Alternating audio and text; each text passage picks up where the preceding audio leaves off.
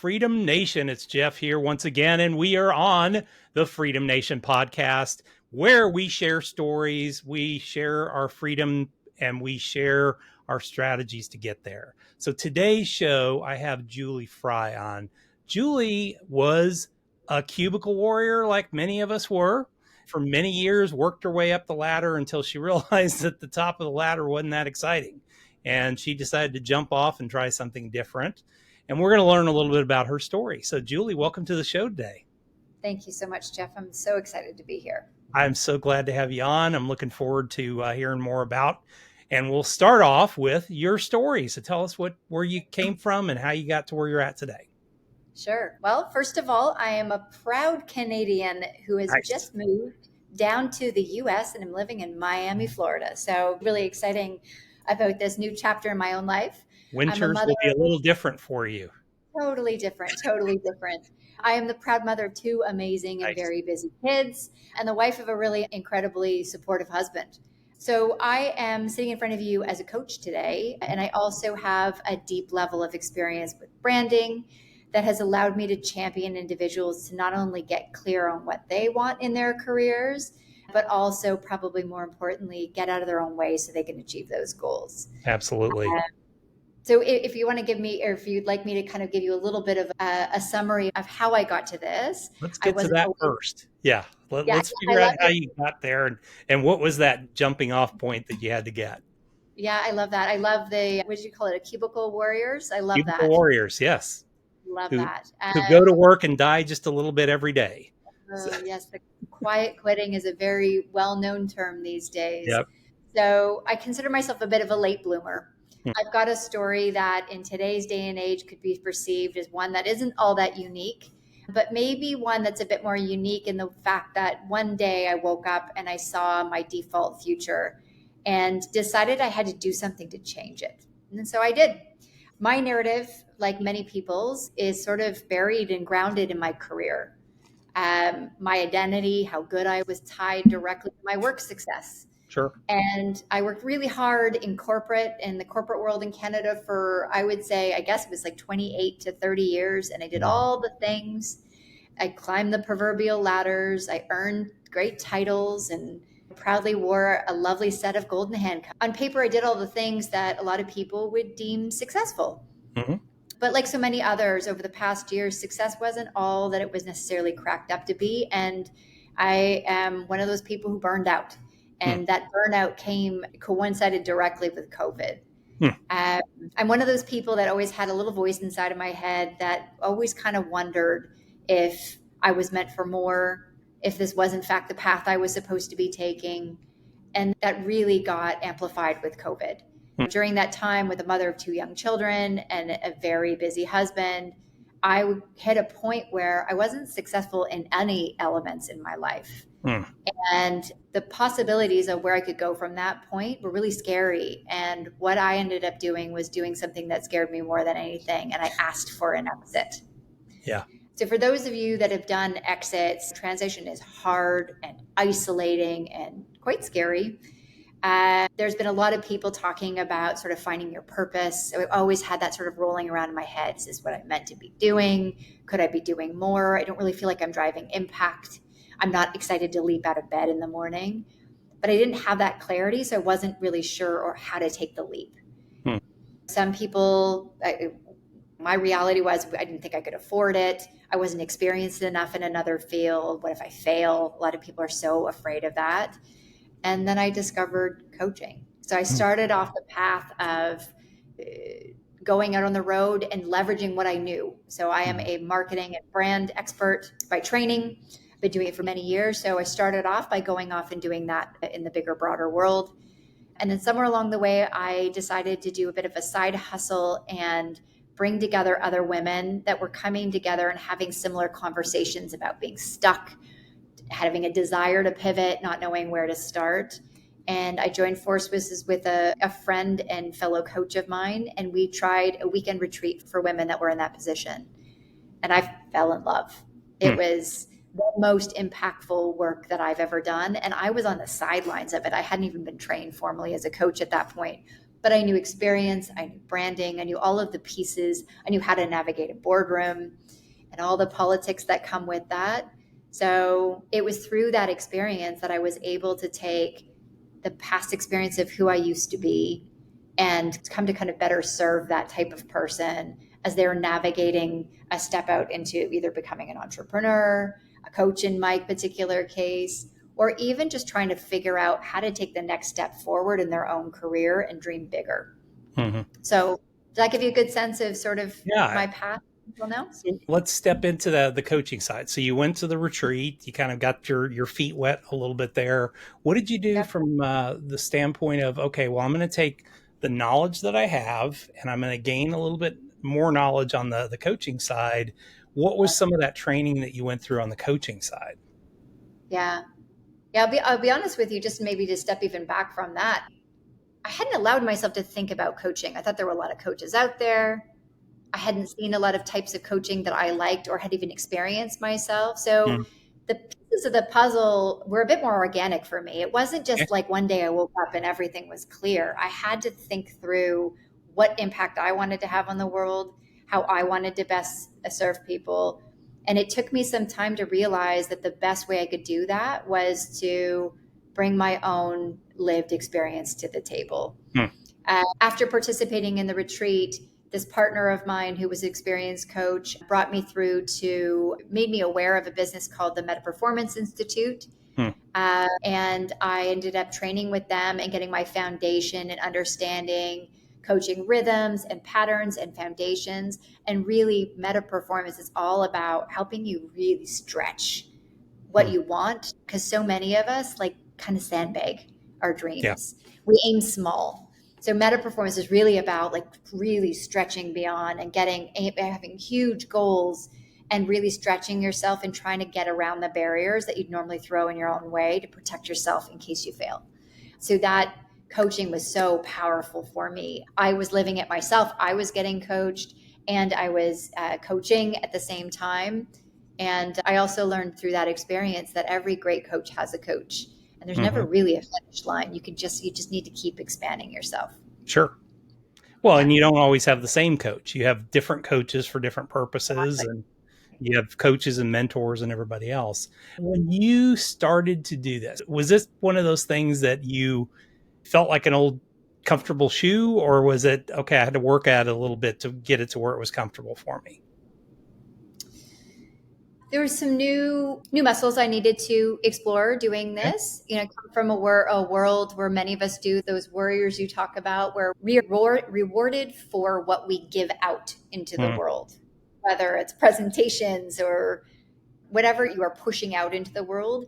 As a coach, your greatest skill is your ability to be neutral and to listen and help the folks that you're working with see things for themselves that maybe they hadn't seen before mhm, and stretch. So there was some new muscles I needed to initiate. In terms of knowing whether it was right for me, I fell in love in mm. such a big way so quickly.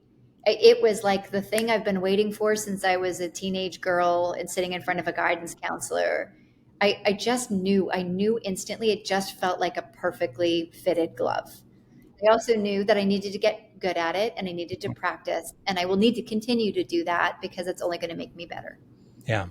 So for somebody that is the 3 or 4 year ago Julie, and is Yes. sitting there in their cubicle, how would you recommend? I felt like I was that person that coaching might be the cool thing for. What would you recommend is kind of that first step to see if you even like it, To being coached or to becoming a to coach? becoming a coach? I think I talk to my clients about who are going through career pivots in a lot of cases Mm, about this all the time. I think about encouraging the person to think about what they really want to do from an impact perspective, okay. right? Like, what do you want to put out into the world? What types of organizations and roles are interesting to you? And then I encourage, I've said this a few times now, my clients will laugh if they hear this. I encourage them to almost like build a little charcuterie board and sample things. Hmm. And I largely encourage that through networking, right? So if you're interested in coaching, meet a coach, Hmm. have a coffee with them, find out what they're really doing day in and day out. Find out why they love it, find out why they don't like it. And then do the same for companies that you're attracted to, roles you're attracted to. Try to get the reality of what a day in the life, a week in the life, that sort of thing is for those types of roles in order to get a sense of whether or not you'd like to try them on or not. Okay. I think that's sort of the best way and the fastest way to kind of get at things. So were you to do it all over again, is there anything that you regret or you would have done differently? Yeah, I love that question. And I'll tell you, for the first little while, I wish so deeply that I'd found this work earlier in my life. Mm-hmm. However, I think I'm a better coach because I lived experiences that my clients are living every day. And I Mm-hmm. had to do the slogging and I had to manage the politics and I had to navigate the boardroom. Um, I have yet to find who said this, but my very favorite quote is, "You're best set up to serve the person you used to be." Hmm. And that resonates with me so much. I think the reason I'm good at and strong at what I do is because I've lived it myself. Yeah, So absolutely. no Absolutely. regrets. No regrets. I love that. That's Yeah. perfect. What's the future for you? What do you continue to do from this point going forward? Yeah, there's a lot of different things I'm playing with right now, to be honest. I am launching an intimate group coaching program Okay. for kind of intimate by design, 5 to 10 folks in a room at the same time virtually that are all going through that career pivot. I find like there's so much value in part of a community and not Yeah. feeling alone. So I've done a couple of those, but we're launching a proper program myself with another coach in January. So I'm excited about that. I'm working towards an international accreditation for coaching Mhm. because it matters to me and I want to continue to expand and grow and continue to learn. And I guess to that point, I'm always reading and learning and leaning into hard things. I told you offline just before we joined that I, again, just like made a massive move with my family and we're acclimating to a whole new world. Not an easy transition, right? Like Yeah. it is the continued leaning into hard things that reap great rewards, but can seem really scary at the beginning. You traded Um, 4 seasons for 2 seasons, hot and exactly. a little bit hotter. And a little bit. Exactly. Exactly. I'm also working to build out a community of other coaches so that we've Nice. got each other to support and trade secrets and just help boost each other up. I think like Mm, working on your own can be super isolating. And I think you need to yeah. look for those ways to find like minded people to support each other. And yeah, those are the kind of like the big things that Yeah. are new and on my horizon. And I would say, even if you're somebody that is, like, to your point before about networking, it's a great opportunity to start building that community even before you launch out, because it's Yeah. really lonely at the very beginning when you're getting started and you think you're just a massive failure, and you get around a bunch of people that are like, oh yeah, I remember that. I remember those days. I Yeah. saw it this year, especially going from selling my business to starting another business again and Yes. realizing how bad it sucks at the beginning. I know what it looks like towards the middle and end, but yeah, that first few years is just ugly, and you need people Yeah. around you that can share. Yeah, absolutely. And being part of a community of any sort can just really help with that for Yeah, sure. Yeah. absolutely. Yeah. Now that you are working with some of these people, what do you think is the common trend of your kind of ideal client? What's the common thing that they're feeling? I know we've talked a Yeah. little bit about that at the beginning. Yeah. Yeah. So I think I spend a lot of time working with leaders, individuals, sometimes teams who are moving into either moving into or living through a season of transformation in some way, shape, or form. Okay. I personally believe that anyone can benefit from working with a coach, but you need to be ready, right? You need to be ready to do the work and lift the weight.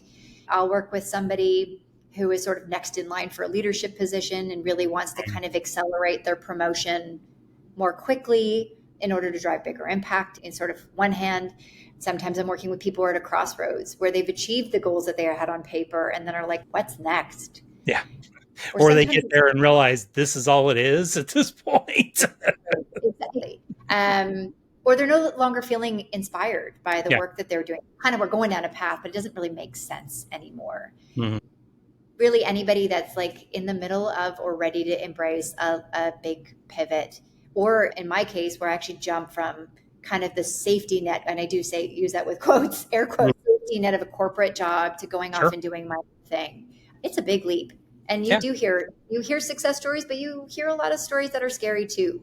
Nobody's really written a book on this one yet, and I'm not sure why, but it's a journey, and it can be the most rewarding, and to the point of your podcast, it can be the most freeing thing you've ever done.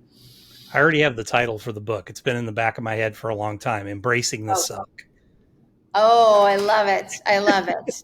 Perfect. I call the months 12 through 24 as the suck. Oh, So it stops being fun and it's not new anymore. And now it's just annoying and I make no money. So yeah, that's Embracing the Suck. So that's my upcoming book at some point. oh, exciting. Well, I'll be on the list to enjoy that. All right. Well, let's transition to the fast 5 questions now. You ready? Okay. Yep. All right. So first one, you wake up in the morning, business is totally gone. You have all the Yes. knowledge in your head. You have a laptop Yes. computer, $500 in your pocket, a place to stay. What are you going to do Yes. first? So I'm going to assume in this scenario that my family is safe and supported, Yes. and I'm going to make it more business focused. So this could sound like a little bit of a cop out, but this is what I would do with every client that I'm, and this is what I do with every client I meet. I start by developing a vision for what I want. Okay. So I would sit down. I would probably bring another coach in to help me work through it and get really specific. But I want to think through, who do I want to serve? Why? Why does it matter to me? Mm-hmm. What is the impact I want to have? So that I can develop a very crisp vision from scratch in order to really figure out how I'm going to make that happen. Mm-hmm. Because without the detailed clarity of what I truly wanted, I'd risk the spin. Yeah. Right? Maybe my book might be about the spin or the stuck versus the suck. Anyway. Yeah. So many people are caught in inaction because they don't actually have that level of clarity. What is my big vision? In a year, I want to own a business. I want to employ 4 other coaches. I want to make X amount of money. I want to help this many people. I want X amount of them to be referrals, that sort of thing. I want to be a physical in-person versus outside.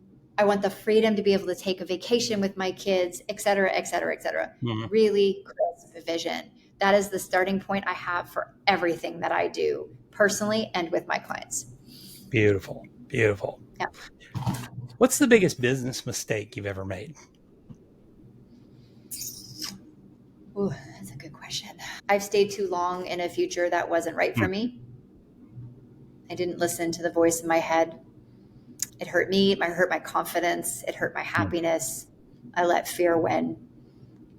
That would be the biggest mistake, is just not listening to that little voice. Sometimes you got to listen to that gut feeling. When that voice is usually not always the little devil on your shoulder. Exactly. What's a good book that you'd recommend for our audience? I love that question.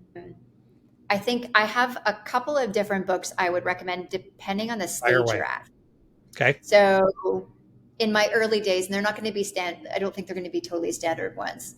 In my early days, when I just needed the inspiration to consider a leap, a change, a big change, I actually read a book by, do you know Shonda Rhimes? I know the name.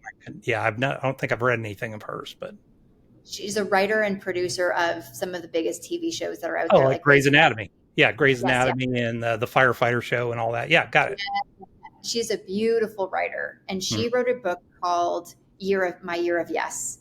And it's all about, despite all of the success that she had, she would say no to things because it made her uncomfortable, and like big things. And so she detailed out her year of standing down and leaning into what made her feel uncomfortable and saying yes to everything. And it's beautiful. It's so inspiring. So that would be like my inspiration starter. When I knew I wanted to make a change but didn't quite know where to start, I liked Marie Forleo, Everything is Figure Outable. I'm sure you get that reco on occasion. Some people That's love actually her, the first thing. I love her to death, and this is the first time I think anybody's ever mentioned it on the show. It's hilarious. Oh, there you go. Yeah. She's got a way about her, but like that was a really good, okay, I'm going to start to sort my thoughts and think about where. Then when it came down to sort of like business planning, action, tactical, like really getting into it, Amy Porterfield, 2 weeks notice. Mm-hmm. Those would be three kind of key stages, because then Amy's giving you that blueprint for, you could literally use her book. Have you been through that book, the 2 weeks notice book? Yep. It's beautiful, right? Like It's you literally it's basically a blueprint for exiting your job and starting a new life. Yeah. And she starts that way. And I love that. And I've used that with my clients many times. Like, pick your quit date, your quit date, and we're going to aim towards that. But then she'll walk you through some of the stuff that I do and I've learned over the years. It's a lot of brand work, and it's a lot of like thinking through how you're going to communicate. How do you build an audience? How do you set up a website? How do you start to build and productize packaging? And it's awesome. So those are my three. Yeah. Fantastic. Good choices too. We got the bonus plan with you today. What's a tool you use in your business every day that you would recommend? So I've got a couple for different purposes. One, I use a kind of customer or client relationship tool called HoneyBook. Okay. I'm not sure. I think it's a couple of years new. Good technology, all-in-one solution. I can book. I can manage invoicing. I can keep on top of all of my communications, my pipeline, everything all in one place. It's awesome. Nice. So that's sort of like a very functional thing. And then the second one is called Blinkist. Are you familiar with Blinkist? Yeah. Mm-hmm. So I like Blinkist because I don't know about you, but I have a mountain of books always beside my bedside table, and I can only get to so many at once. Yep. So I use Blinkist for bite-sized summaries, both audio and print, of the business books that I just can't read fast enough. Yeah.